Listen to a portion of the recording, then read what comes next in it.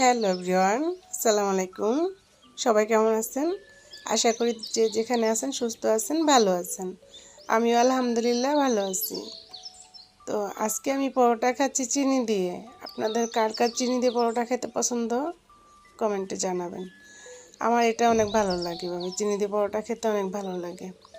তো আজকে সকালবেলা ঘুম থেকে ওঠার পরে ভাবতেছি যে আজকে আমি নাস্তা করব চিনি দিয়ে পরোটা, কারণ আমার এটা মাঝে মাঝে আমি খাই, আমার ভালো লাগে।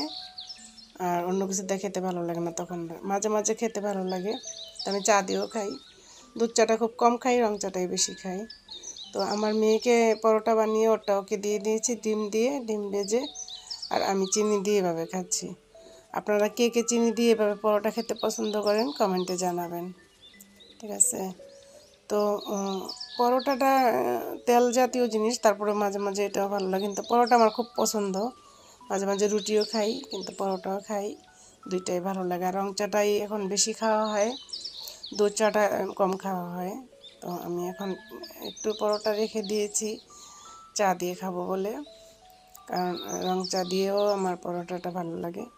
চিনি দিয়ে একটু খেয়েছি, আর এখন চা দিয়ে একটু খাবো। তো আপনাদের কার কার এভাবে খেতে ভালো লাগে কমেন্টে জানাবেন। তো এভাবে চা রুটি আমার ছোটোবেলা থেকেই পছন্দ। আমার আম্মা আমার জন্য সবসময় পরোটা বানাতো। রুটিটা আমি বেশি একটা পছন্দ করতাম না, রুটি আমার ভালোই লাগে না। সকালবেলা এমনি তো ঘুম থেকে উঠে আবার রুটি খাওয়া, রুটিতে কেমন জানি লাগে, খসখসে লাগে। পরোটাটা একটু ভালো লাগে খেতে। মানে বেশিরভাগ মানুষই মনে হয় পরোটা পছন্দ করে আমার মতো। তা আমি চিনি দিয়েও খাই, এভাবে চা দিয়েও খাই। চা দিয়ে পরোটাটা কার কার পছন্দ কমেন্টে জানাবেন।